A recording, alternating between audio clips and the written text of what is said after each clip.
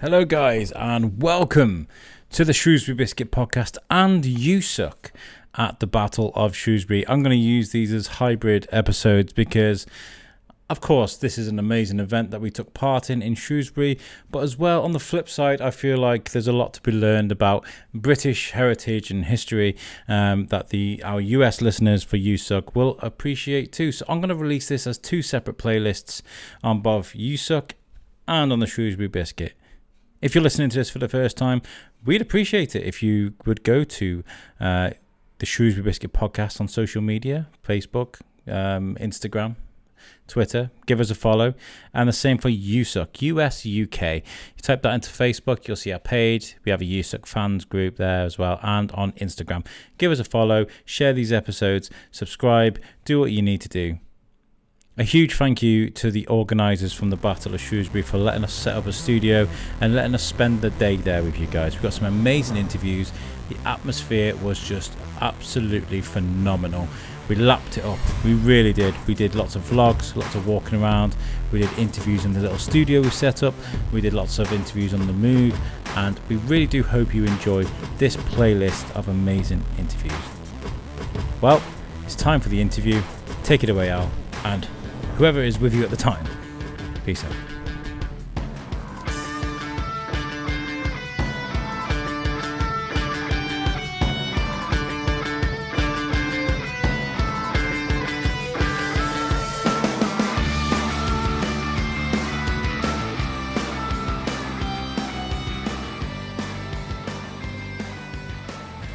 Hey guys, how's it going? Welcome to the Shrewsbury Biscuit podcast and possibly USUC. I think we're going to use this as a hybrid episode because I love mead. Mead is just amazing, okay? And today at the Battle of Shrewsbury at Battlefield 1403, I found two mead stalls or places.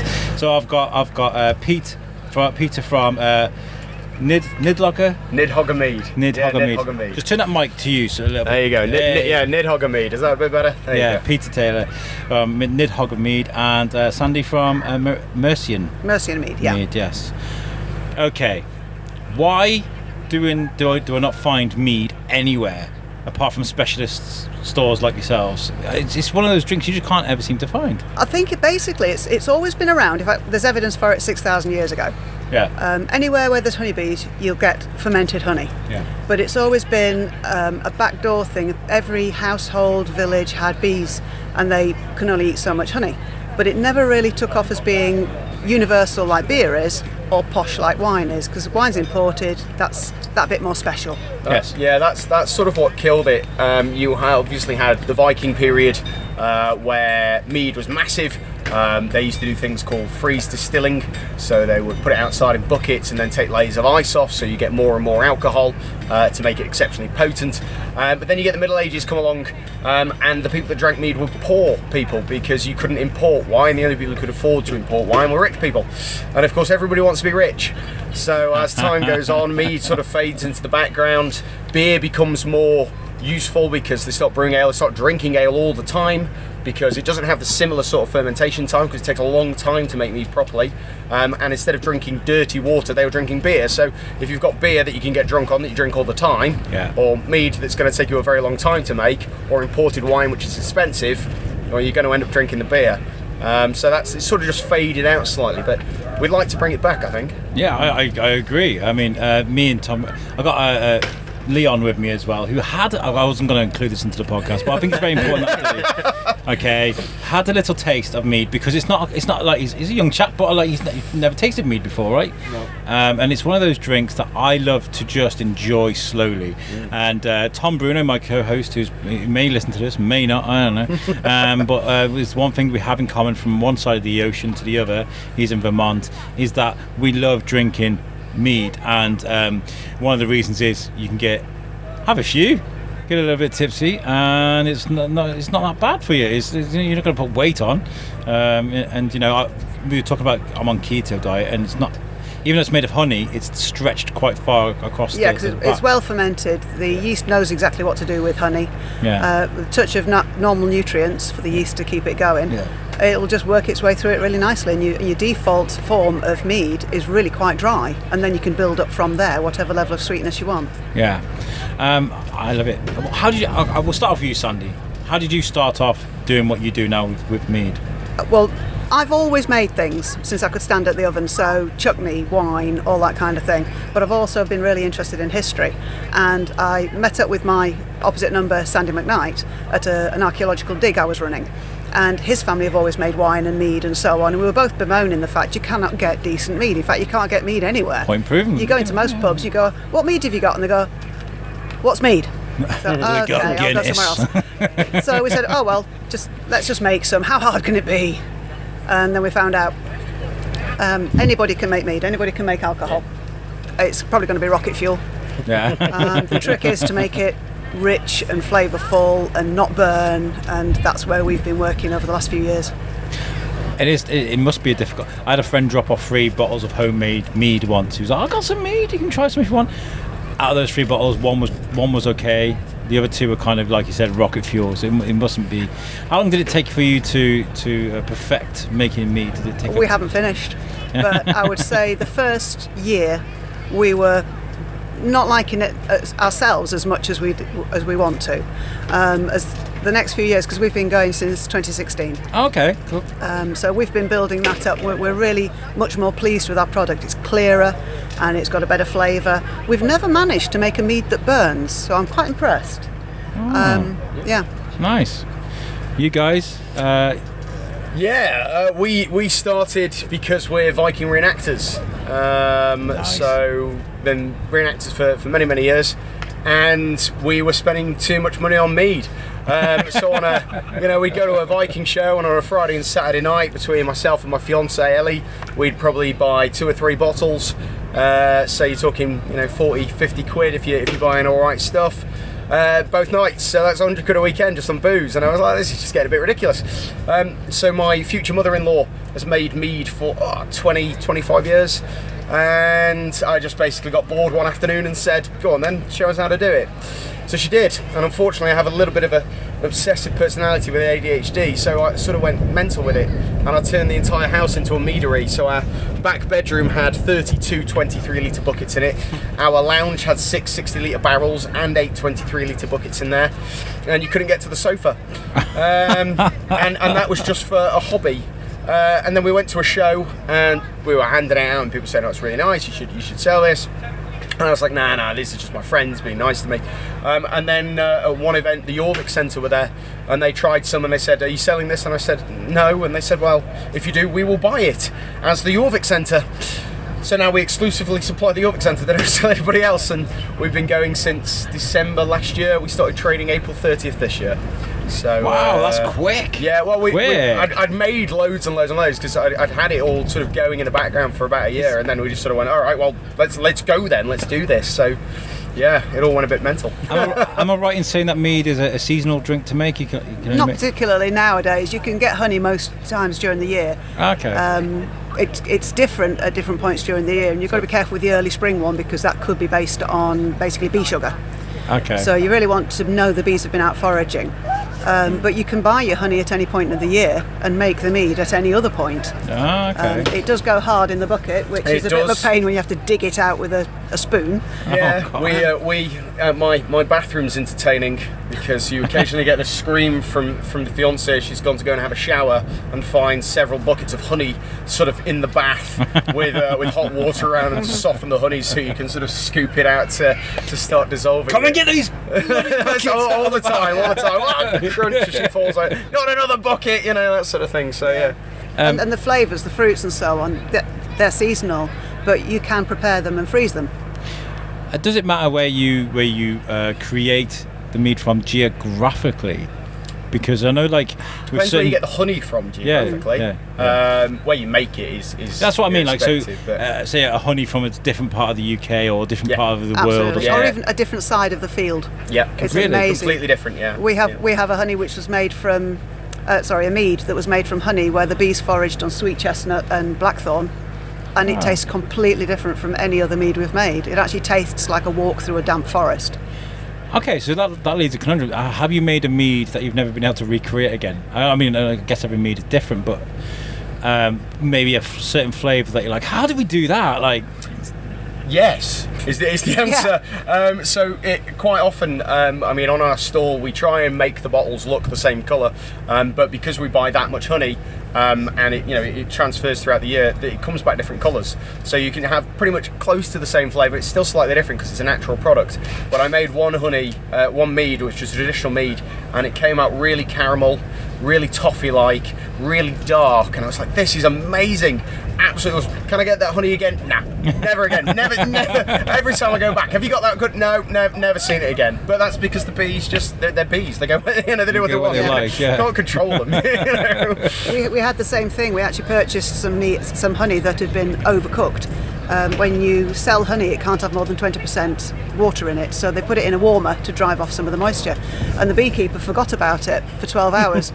So it very, very slowly caramelised the honey. He couldn't sell it because it was effectively ruined for putting on bread. We said, we can do something with that. And we made mead with it. And it was like the original toffee vodkas when they were actually putting toffee in. It's like that. It's smooth, it's rich, and we used all the honey we had, and we haven't got any more. So now I have to work out how to caramelise honey myself without a honey dryer. And without burning it. And it won't be the same because it won't be the same honey to start with, but it will get that caramel flavour, and that is going to be an absolute seller. Yeah, once I can do that regularly. Good. How interesting is that? Because we're going through a gin movement now. Everybody's drinking gin, and that's because it's all sweet and you can add anything to it. But I feel like mead is already a sexy drink to drink. I think the gin revolution's come to an end. It started about 10, 12 years ago. 10, 12, 15 years ago, if you drank gin, you were, a little old lady sitting at the bar. You'd have a Gordon's with a Schweppes tonic, gin and tonic. And that's it. That's all there was. And then it went mental, and now you've got all these different brands, all these different makes, all these different types of gin. But people, get bored. And in pop culture now, you have Vikings, you have Game of Thrones, you have The Last Kingdom, you have Assassin's Creed, you have Valheim, Skyrim, Oblivion, all of this sort of stuff. And mead isn't all of it. You can even go out and buy a Skyrim cookbook, and in that it teaches you how to make blackberry mead. Have you had somebody come to your stall and go, "Oh, you've made Skyrim mead"? Yeah, all the time. And but people now know it because they see it in everything. They all see it in the things that they watch on television, and they're massive fandoms now. So no longer was it what's mead, it's mead. Oh, I drink that in this game I play. Oh, I saw them drink that in this TV show I watch. So that's really starting to bring it to the forefront, and I think we're at the cusp now. Likes you, that wasp does. Yeah. No, I don't mind. It'll go away. I think we're at the cusp of the mead revolution, really. Oh, nice. I hope so, because you're right, Sandy. You can't get it anywhere. You really can't. I'll go to Aldi or Lidl or Asda or something. I'll be like, "Where's the mead?" Yeah. None. Ever. And if there is any, it'll be some horrible commercial manufactured assemblage of a drink. Yeah, please, if anybody who is listening thinks I'm going to nip down to the shops and buy some mead, don't go and buy Harvest Gold from Morrison's. They say it's mead, it's made with the same nutrients they make Stella Artois with, so please don't go and buy that. Do find a nice mead supplier. Try everybody's. Find the one you like. Yeah. There are quite a few of us out there, and we are really trying to bring this drink back to the forefront. And we're a real mead maker because we'll prattle on for hours about where the honey comes from. And this is what I wanted to talk about. Is like, you guys do things separately in different parts of the country. Yeah. Is it great meeting somebody else that makes mead and you can sort of exchange ideas and stuff? Of course it is. Yes. It's fantastic. We're not rivals because the market is still so big and we're still so small. Yeah. There is a huge amount of volume in that market. Of course there is. And we've got different flavours, different styles. You can get meads which are 4% beer style. Yeah. Or lighter effervescent ones, almost like a champagne. You get mead like mine, which is 17-18%, which will knock your socks off. Yeah, we've got 12%, drink it all evening. That's it. It all depends on your flavour. It's like going out and drinking wine. There's that many different types of wine in the world. There's that many different types of mead, and mead can be drank hot, cold, with mixers, on its own, in cocktails, you name it, and you can drink over it with ice cream. Over ice cream, everything. You could fill a bar, a normal standard bar. You could take everything out of that bar and replace everything in there with mead. Oh, wow. Okay, so it's very versatile then. Very versatile. Very versatile. Now, we're at the Battle of Shrewsbury today. Obviously, you guys have brought your stalls today. Where has this taken you? You know, because obviously you say you like history. This is the perfect place for this. Yeah. Where has it taken you in the past? Different events. Well, I've been up at the Jorvik Festival a couple of years ago, the Viking Festival at Jorvik. I'm York born and bred, so that was brilliant for me. We've done beer festivals. Reenactments are fantastic because reenactors like to drink, apparently. We do. And they like the good stuff. And I'm a reenactor myself. I just don't have time to do it anymore. Matthew was given a briefing before everything kicked off. He was like, I hope you guys are okay this morning. So I imagine you guys had a bit of a tipple last night. Yeah, I do a thing of an evening where we do travelling mead salesmen. So we load up our sack trolley with crates of mead and we take the sample bottles around and we go to everybody's camp because we know everybody and get everybody to try it. And Matt himself was certainly enjoying 1, 2, 3 or 4, 5 glasses. He was enjoying it anyway, so everyone's having a good time. Matt is a dark horse because he comes across as a bit of a timid guy, but he came on my show You Suck a while ago. It's a show that you can sort of swear on and you get a bit more R-rated and stuff. And he's like, yes, we're doing the Battle of Shrewsbury, and I've got this, and he pulls out this massive battle axe, and I was like, whoa! And then he's like, and he's got this, which is his dagger of the region. Yes, that region, That region. Yes. The bollock dagger. I'm going to say it on the Shrewsbury Biscuit, guys. For stabbing in the bollocks. Yeah. That's literally what it is. And I was like, Matt, shaped like it. You're definitely a dark horse. You don't want to have instructions with it. No, of course not. No. This is clearly for that. They didn't have written instructions back then. Let's just make things look like the places you're meant to poke people with. What are you looking forward to the most from this weekend? I mean, you've got to make money and stuff and sales, but this is such an amazing setting, isn't it? Yeah, so I mean, I'm quite lucky in the fact that, I do reenactments as well, and a lot of my friends are here. So I've just been in my first 15th century battle.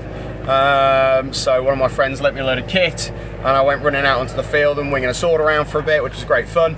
But just sitting around having a good time, speaking to people, learning more about where people come from. That's always something I find interesting, you know. And that sort of stuff, really.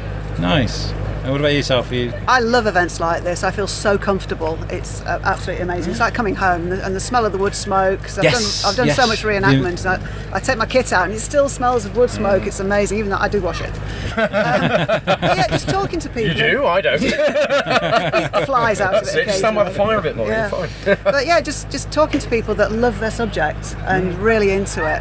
And it's almost like the reenactment is their normal life, and putting a shirt on to go to work in the week is fake somehow. We were just speaking to who was it? We were speaking to Robert Masters, the author, just across the way from me here. Amazing chap. And I was talking to him. Was it more? Today, at some point, I spoke about Comic-Cons and cosplay, and how sometimes you get a kid dressed as Batman or Deadpool or Wonder Woman or whatever, and they just feel electric, and they feel like they can walk upright. And I'm seeing people dressed in the costumes, the reenactment costumes, and they look like Matthew walking past with his sword by his side. He looks so proud. You know? There is something about walking around with a sword on that just makes you feel cool. I imagine. I love this. I really do love this. Not only have we been cooped up for the last 18 months and not been able to do these sort of things, and we've been able to do it. That's the great thing as well. But it's this thing is massive. The amount of people that have come together to take part in this. You say you're a reenactor. Is that usually the Viking thing that you do? Yeah, so I run a Viking group in York.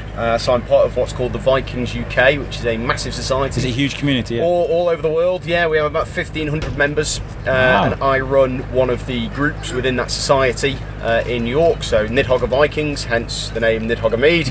And yeah, so I do that. We train twice a week. We come to events all over the country.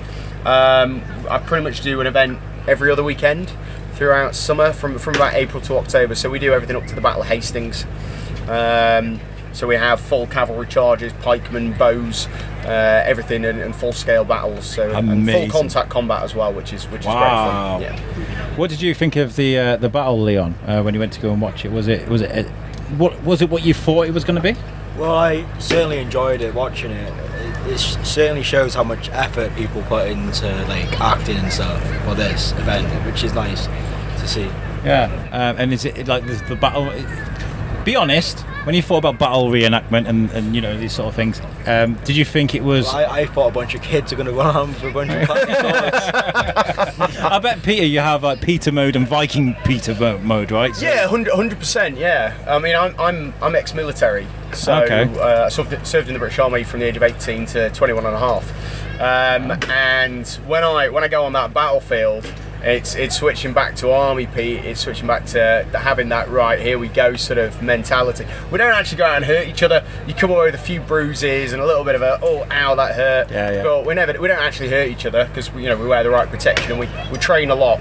But there is definitely a I'm at work mode or I'm at home mode and I'm on the battlefield. There's definitely that sort of switch. After college and stuff, I'm actually going to the military. Brilliant. I hope. Well, now I've heard that, I'm going to take a bit of that off. So. Very good. Well, if you want to have a chat about it at some point, I'm more than welcome to do so. Oh, nice. I recorded some footage of from outside St Mary's in Shrewsbury, which was like a bit of a taster of what's going on today. And I think it was Lee and Matt were having a bit of a fight, and I recorded it, and you could hear them calling out the timings two and block.